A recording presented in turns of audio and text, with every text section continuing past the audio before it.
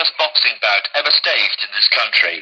Cassius Clay against Henry Cooper in the summer of 1963. Just seconds left of this fourth round. If you have a watch with a second hand, look at it now. When you hear the bell for the end of the fourth, start timing. Stop when you hear the bell for the start of the fifth. Clay is down! Cooper has downed him! Oh, a beautiful punch there! And as the bell goes, Clay had just been dropped by a beautiful punch from Cooper. Barry! Well, of all the brutal hard luck, Clay just won that round. He was on top in that round, and then Cooper just got the range and hit him with a beautiful left hook. Clay nearly came out on top of us, but he managed to get up at 4, and although... Now, the gloves burst. Clay's left glove was burst.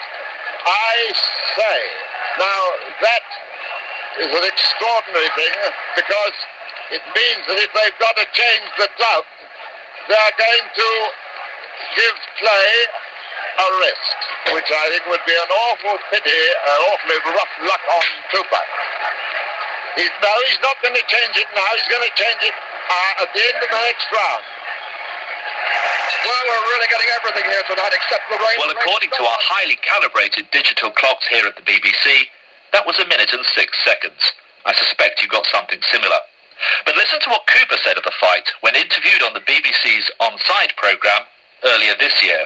What you can realise, by the time the bell went, he got up off the thing at 5, and he got him back to his corner. He had less than 50 seconds to recover him, and he said there was no way that I could see that I could get him in good shape to come out for the next round.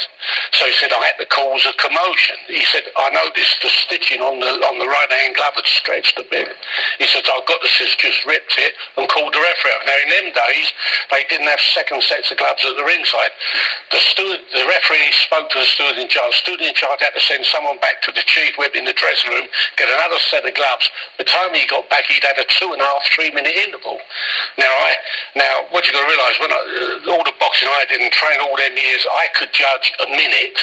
I could judge a minute to the second, like I could judge 3 minutes to the second. And I'm sitting in my corner, I think, what's going on here? I'm sitting here, I've been sitting there for 2.5, 3 minutes. I think, what's going on? Is he coming out again? Is he not? And then that was it. That's what they did. They said, they had a confab and said, oh no, we'll change the glove the next round. And then he came out, as I say, and hit me on the eye, and the eye just started pumping blood again, so the referee then had to stop it, yeah. Cooper's account led to a deluge of letters at the sport's respected paper of record, Boxing News. Claude Abrams is editor. Well, that's always been the myth, so to speak, that Cooper received a disadvantage in that fight against Cassius Clay because the round was longer than 1 minute, and Cooper over the years has exaggerated this time from beginning with 2 minutes, and it's gone as far as 3 minutes, in some cases 5 minutes. If you ask any fan what their impression of that story is, they will tell you exactly that the interval was 2 to 3 minutes long. But strangely enough, if you read any reports from the time, if you read the Boxing News account of that fight, there's absolutely no reference to that round being long. There were thousands of people there, and it would have been a great outrage had it happened. And when you think about it, Cooper was bleeding terribly at the end of the fourth round anyway. If the interval had been longer, it would have been as much to Cooper's advantage as Cassius Clay's. As the Cooper interview illustrates, time may be objective, but man's interpretation is subjective.